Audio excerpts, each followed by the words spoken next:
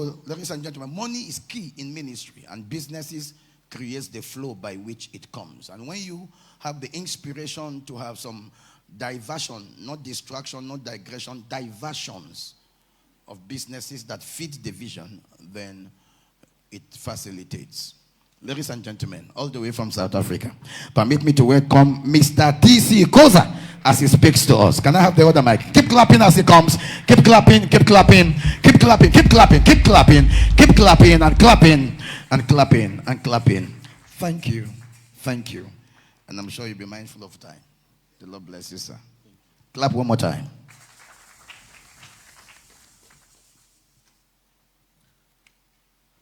Thank you to the father of the house, Apostle Adola. Thanks, Nigeria, for welcoming us with warm hearts and warm hands. Indeed, I'm not here to preach, so I will be standing here until I finish. I'm so happy with what God is doing at this ministry. You know, as a businessman, when everyone preaches, I must relate to what I'm doing. And I must also relate to that word and see whether I'm positioned as a kingdom financier or not. You know, we are living in a generation whereby we let our resources be the one leading us, not God leading us. We are living in a world whereby our pride is associated with what we have, not what God's supposed to do in our lives. One of the things that I've learned as a businessman, as the man of God, as the son for that matter, is that when God blesses you, He's not looking at you. Yes, you are going to benefit, but He is looking at others to benefit through the blessings that is giving to you. But the biggest mistake that we do as Christians, as believers, as ministers, and so forth is that the moment you touch 100 million naira, we will know your true colors. Let me introduce myself. My name is Mr. T.C. Coza. I didn't give Apostle Adola all my companies because I know he was going to take my 30 minutes while introducing other companies. I have a lot of companies, Teta KN Business Group, Resana Interiors, Mark Butchari, Kuleba Project, you name them. So normally I say, I'm the Proverbs 31 man, not woman. Let me tell you about my upbringing. I grew up at a family where poor were calling my parents poor. The first house we had at home was made by a mud brick, not the one that you use the cement, the mud bricks. My parents had so much passion to us as kids to make sure that we go to school. They've pushed us. And let me tell you something with what I'm about to say. Don't let poverty oppress you. Because the moment you are oppressed by poverty, you are going to give it to your next generation. And that is the error that my parents were doing with us, because they were saying, go to school so that you can work, so that you can be employed. And there is no way that we are going to be kingdom financiers with just a salary. There is no salary that is going to build the house of the Lord. The more things have changed. Back then, I grew up at a certain church whereby we'll go to church, there were no instruments, we'll clap hands. But now there are instruments. Money had to buy those instruments. I did go to school like any other kids for me to be an employee. However, at the age of 7, I started business because of the poverty. I had a spaza shop. You know, I didn't enjoy my childhood. I was an employee just like any other person. 2020, I lost my job. By then I had companies, but I was not too serious when it comes to business. It was on the 16th of January. I had to be kicked out of 4-bedroom house of the mine to go and stay at a back room that was even smaller than my main bedroom alone. That small room had to become my bedroom, had to become my office, had to become everything from a 4-bedroom house. That is when God started speaking to me and say, this is not the position where I want you. Yes, by then I produce graduates, but I want you to produce millionaires. Yes, you did enjoy your employment. However, I want you to become the kingdom financier.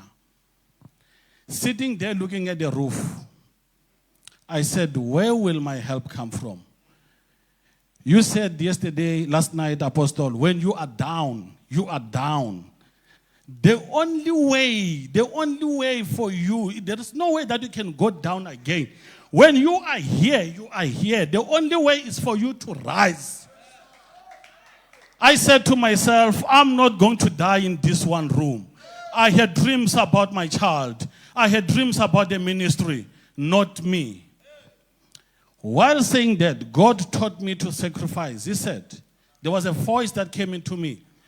In rands, I was having 70-something thousand rands. That was between myself and poverty. I was about to lose everything. God said, take the money that we have, give it to the needy. Take the money that we have, give it to the needy. I called my mom and said, there's this voice speaking to me. What must I do? My mother said, do what God wants you to do. Because if you don't do it, you will say there is witchcraft where there is none. My mother said, do what God wants you to do. Because if you don't do it, you will say it is a witchcraft. Well, there is no witchcraft. I took almost half or more than half of what I had. I bought food hampers to the needy.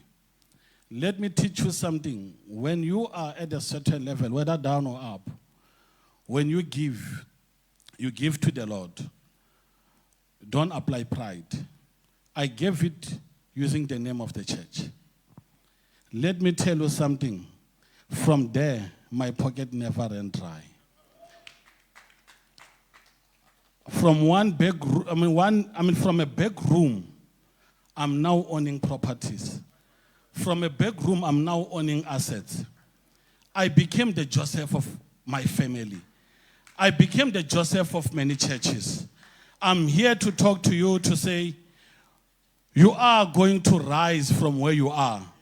And if you are up there, you are going to multiply like a Proverbs 31 woman, whereby she was not comfortable with one venture. She did several ventures. I'm in IT, construction, security, supply and delivery.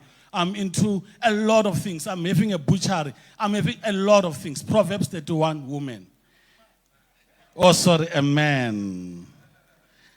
I was also happy to see the posters for the conference, Apostle. Help from the above.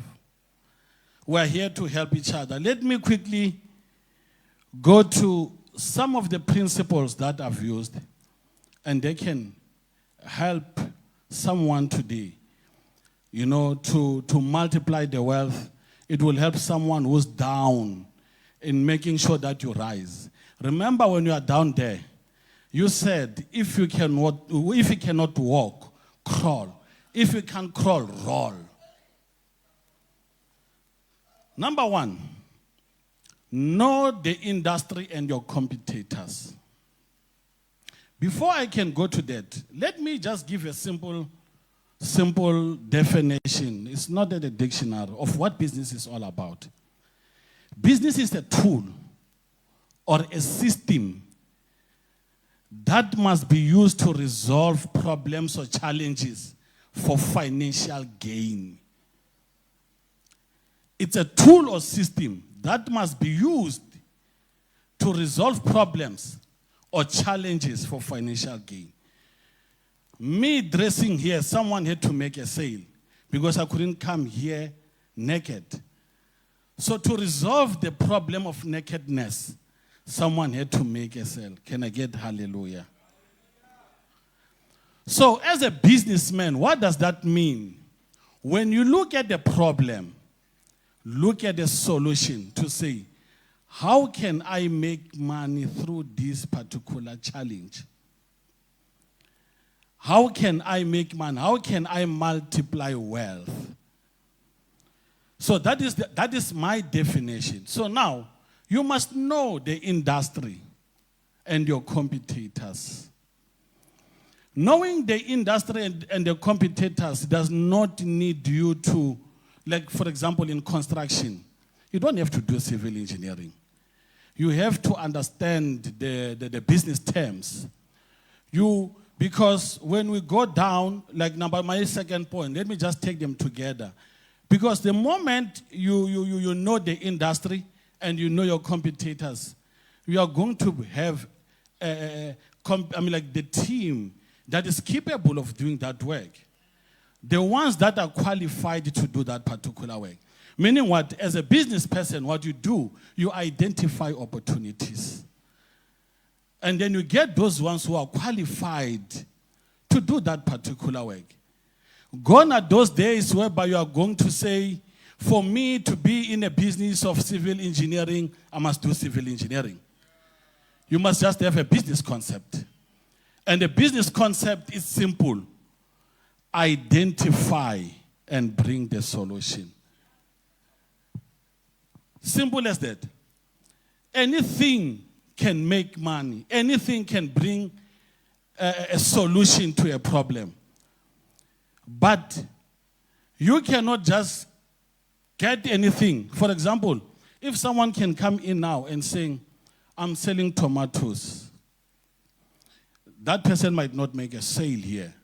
But someone, if he can come and saying, I'm selling the Bibles, that person can make a sale because the majority of us here are using cell phones and so forth. So there is a problem. But anything can be a solution. So you don't have to bring your tomatoes here. We don't need them. But if we can take those tomatoes to the household, we are going to buy them. So when you identify the market, there must be a need for that particular product.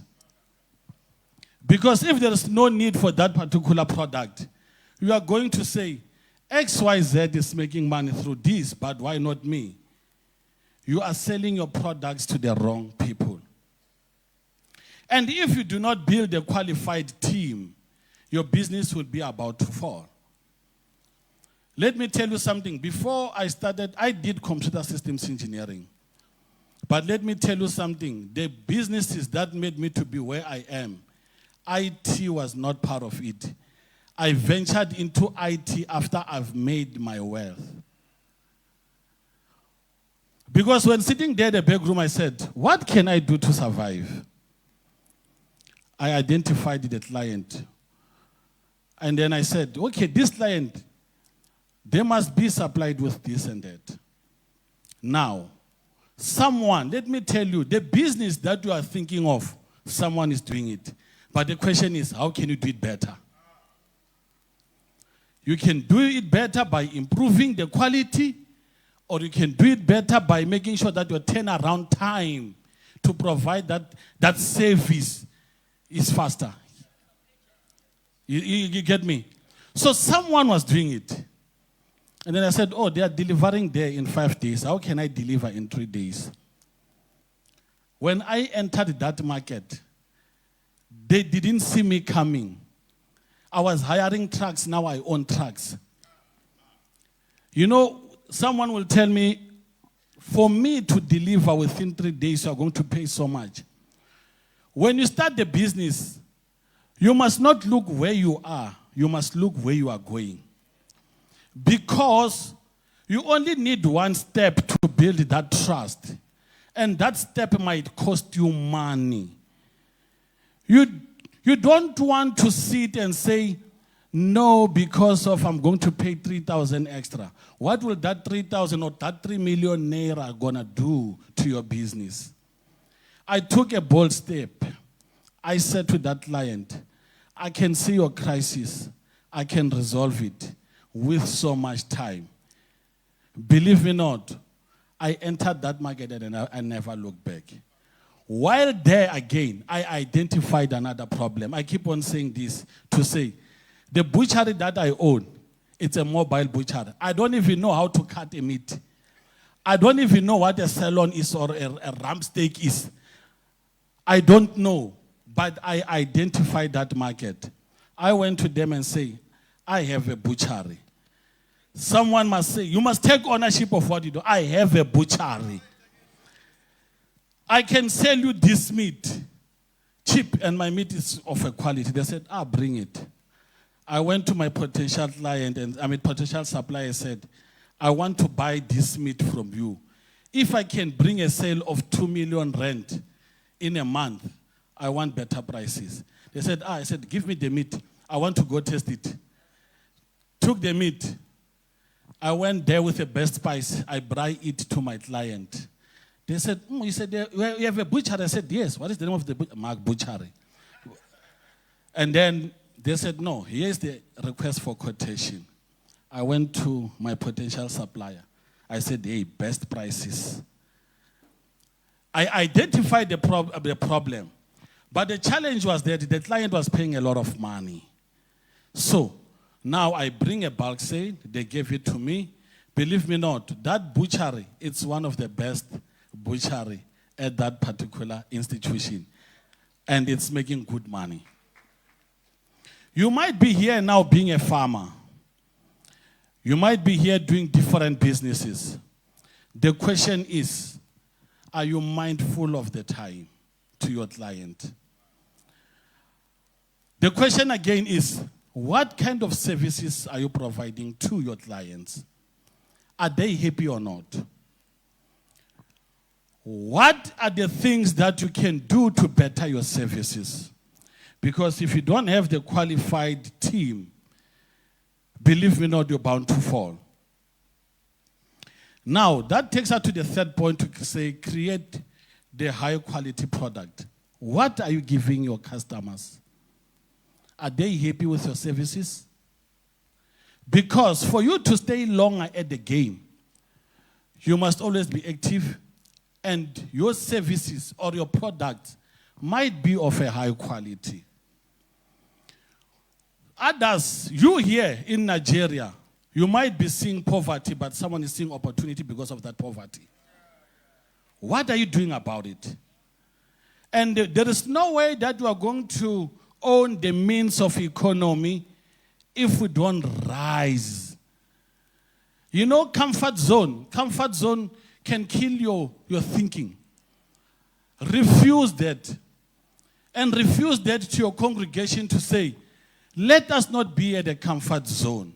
I refuse to be at a comfort zone to an extent that when my daughter was 18, I had to buy her the property at the city. I said, I never had that opportunity, but not with my daughter. What kind of a story that you are going to write to your church? I'm sitting here, or I'm standing here today. I managed to contribute in building about 5 churches. We are now at Heaven's Gateway. I'm saying this boldly. We are having Vision 2030. And currently, we are doing our best to make sure that we raise kingdom finances. As someone who's doing business, don't be too comfortable for you to be there being a kingdom financier alone. Raise others, because the more you raise more kingdom financiers, the more you have more impact at the house of the Lord. Because some of you here are doing businesses, some of you here are about to do businesses. But let me tell you something. One of the things that we do as the business people is one. We compete amongst each other. We don't complement one another.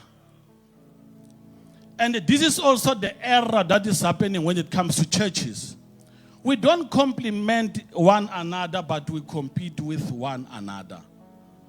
So in business, what I've learned and how I build, because when I talk about business, I must relate, right? I must relate. I don't want to be at Google and searching. And one of the things that made me to build my wealth was partnership. I've partnered with a lot of people, a lot of businesses. Risana IT Solutions, I partnered with someone else. Risana Interiors, I partnered with someone else. Risana Business Enterprise, there are other partners that I partnered with. I'm also in partnership with LCell Recycling, River Group, and so forth. Together, collectively, the profits I'm making amongst all those companies, they build my wealth. And if I were to be if I were to be big-headed and say, I'm not going to do partnerships, believe me not. Instead of giving 100, I was going to give 50. Instead of giving 1,000, I was going to give 500 because of pride and do not want to partner with one another. One of the things is that define your goals or your vision. The only thing that is distracting a lot of people is one thing. And you'll forgive me. We don't want to visualize our life. We want to spiritualize it. Not everything that need us to spiritualize it. We have to define our goals. We have to define our vision. Where do we see this church financially in the next 5 years? And you cannot see the church financially in the next 5 years whereby you don't see yourself. Where will you be financially in the next 5 years? First, have the realistic goals about yourself. Where do I see myself? After seeing that at the mirror, put your church, put the vision of your church. Where do you see it? And after having those goals and having that vision, pray about it, yes. But prayer alone without hard working won't make your financial vision to become true. We are sitting here, the man of God says, see this church, when we celebrate 7 years, 10 years, it's only finances that are going to do that. We can come here and pray with tongues, but if we pray 24/7, but we don't go and look or identify the business, we're going to pray and pray. But God is saying, we're being gifted differently here. I cannot interpret the scriptures the way other men of God are doing. But I can interpret business that are going to have a great impact in the house of the Lord the way that they might not be able to interpret it. There must be a balance at your ministry. There must be a balance at your ministry. Don't only pray in tongues, but you must also have those who are going to have great impact financially. Am I talking to someone today? I'm sorry, I find myself jumping now. Promote your products or services. Why must I buy your clothes? Why must I buy your still water? Why must you be the one coming here and build? And so forth. Why must I buy your medication? Those are the things that you must promote. We want to know the quality of your services. We want to know your turnaround time.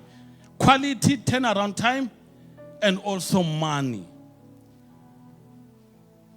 If I were to buy this with 10 rand and you sell it 9 rand 85, in rands. Okay, financially it makes sense, but can you give me the same quality? How can you beat the quality? Because 98% of the businesses that are existing and making money, those people are the smart middle people. How can we let these people believe into these products? I will give an example. The owner of Amazon. What does he own? Nothing. But he marketed those products very well that today is a multi-billionaire. In dollars for that matter.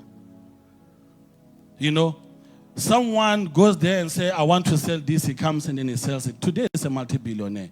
Be a smart middle person. Hence, I said you don't have to really know the product.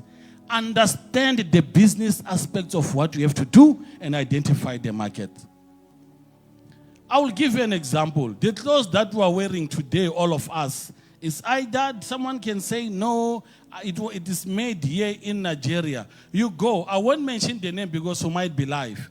There is only one hub. I call it a hub. That is of a manufacturing company. One hub. One hub. It's not in Africa. It's in Asia. I won't mention the name. Everything is made in. So how are you becoming a smart middle person? The first time I started Rasana Interiors, I will mention this. I was going to China for the interiors of my house at Pulukwani. I identified the problem. Hence, we came back and say, we now have Rasana Interiors. I know nothing about interior designing. I employed someone who was working at one of the reputable interior designing company and say, here is the offer, work for me. And that business, we are busy running it. Even now, it is having a vehicle branded Rasana Interiors. Come next year, that business will be somewhere else. And what did I do then? I understood the products that people need in terms of interior and the kind of services that they are looking for. I said, I'm going to relate my principles based on who I am business-wise. While they qualified the preaching with scriptures, I qualified it with my experience. Hallelujah. Understand the organizational structure. These things of, oh, this is the child of my uncle, I'm going to put him in the company so that he does not suffer. He won't suffer, but he will bring your business down. In business, stop these things of, we cannot solve all the problems. Right? I'm not saying that we must not give. We're not going to be able to solve all the problems. We found hunger here in this world. We are going to die while others are hungry. So if you don't understand your organizational structure, you're going to put everyone there. And then the moment you realize that you are falling already down, and to rise again might be difficult. Hallelujah. Not the principles of finance and accounting. A lot of companies, they found themselves in trouble because they don't understand the principle of finance and accounting. I don't know it much here in Nigeria, but I know every country you do pay tax, right? You do pay VAT, right? VAT, right? You must understand those principles. Your business, if it makes so much, how must you be compliant with the government? Because everything that you do, you must make sure that you are compliant with the government regulations of Nigeria, right? I found myself in trouble. I said, I'm going to qualify this based on my experience, whereby in rands, I find myself being in trouble about 4-point-something million because of this point that I just mentioned now to say, I didn't understand much principles of finances and accounting. And now I spend a lot of money in me resolving that particular problem. And I thank God for that because it was the time whereby I said, I am finished now. You don't want to find yourself at that position whereby you say, I am finished. Comply with the government regulations of Nigeria when it comes to tax and VAT. And then going back, you don't have to put everyone at your company structure. I think I'm left with 5-10 minutes. I'm minding my time. Understand operational systems and processes. There are several ways. There are several operational systems that we can take home. Managing your customers. Manage your customers well. The ones that is going to pay you, make sure that you manage that person very well. You treat that person with care or that client with care. Because if you do not manage your customers well, other competitors are going to come and do it better. And for you to come back and win that client might be too late for you. It might be. Remember, in business, you have to kick someone. Apostle, he said it somehow yesterday. You need to kick someone, and you say sorry after that. That is business. You have to compete, and the moment you enter into that space, you must manage your customers very well. We are at a generation whereby now, Mr. Coza, when after I've made it, now I have to go to Apostle $1 as my customer, and then I undermine you, but you are the one who's paying my invoice. I undermine you because of how I look like now and how you look like, forgetting that I must treat this customer well. Remember, every cent counts in business. If you are having 1 billion rand now in Naira, and only 1 Naira is out, you're no longer a billionaire. You are a billionaire. So respect the customers that are making sure that you climb through these ladders. Because tomorrow you will be sitting here and say, oh, don't be a bad example. I don't want to be a bad example. They said, he was once a kingdom financier, but he didn't respect his customers. You might be praying in tongues today, but if you don't respect your customers, the customer wants services, they don't want your tongue. They don't want your calling. They want your service. They want your respect. Communicating with your team and clients. No. You must respect one another. Respect your employees, because as much as you have the business aspect, they have the skills to make sure that it's either your business rises or it goes down. Tracking your sales and marketing techniques. You have to create a system of marketing to say, how do I market my product? You know, as a farmer, how do I market my product? You know, and how do I track my sales? You don't want to find yourself, money is coming in. But those sales that are coming in, you don't know how much profit are you making out of it. With me, I don't sleep, yo. I don't sleep. At night, I'm busy with my phone, calculating, checking my sales. Oh, how can we do better? My team will tell you, I send the messages around 3 a.m. and say, this is your task today. I don't sleep. Sleeping is for the dead. It's not for us, it's for the dead.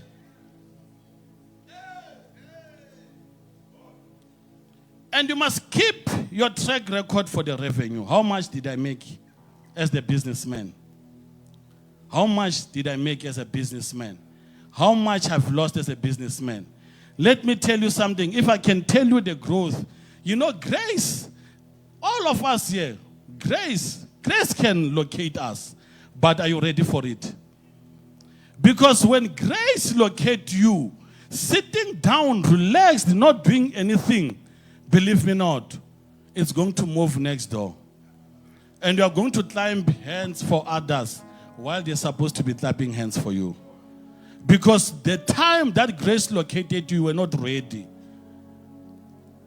Am I talking to somebody? Are you ready? There are those who are selling their farms today because they're not making money. Someone buys it and makes a lot of money and said, it was once my farm. Don't be like that. Use capital strategically. In every business, you must... before I talk about this, some can say, what if I don't have money?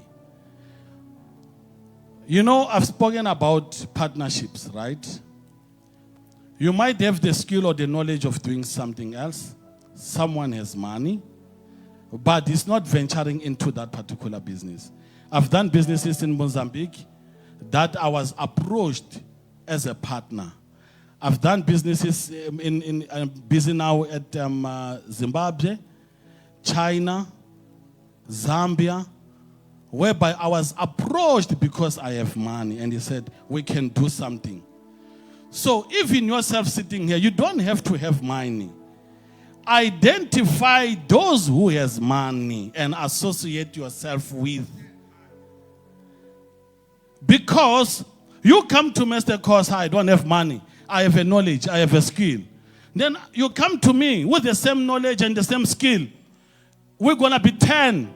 We don't have money. We're not going to succeed in business. Let us be honest. We're not. So if you are one or two, you can see that, you know what? That we can solve and we can make money. Who is having money here?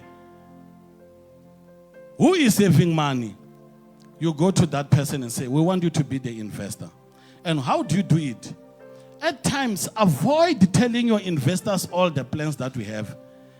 Give them the certain portion so that you know that after making money with this particular portion, I'm going to advance with the plans. But you come to me now here as Mr. Coza and you give me your whole plan. I will rejoice because I'm going to make more money. So learn to say, instead of the 5 hectares, I want us to mine 2 hectares. You see? You know you have 5. Let's talk. He says, no, this is my percentage, this is your percentage. After making that profit, you don't go to Dubai or to expensive holidays on the water. Go visit the man of God at Amsterdam. No, you take that money, you invest it at the 3 hectare. Now you are alone at the 3 hectare. Yes, let us eat together the 2 hectare. From there you move and buy another land, and then now you have another 5 hectare with your money. Do not eat your seed. It's very much dangerous. Do not eat your seed. And all the time, prioritize your customers because they are the ones that are paying the bills. Before I sit down, I want to share this with you as a testimony. Standing here, I grew up not knowing my own bed.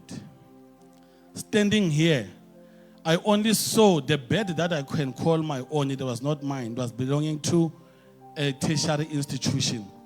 I only slept at my own bed, I think I was 18 years.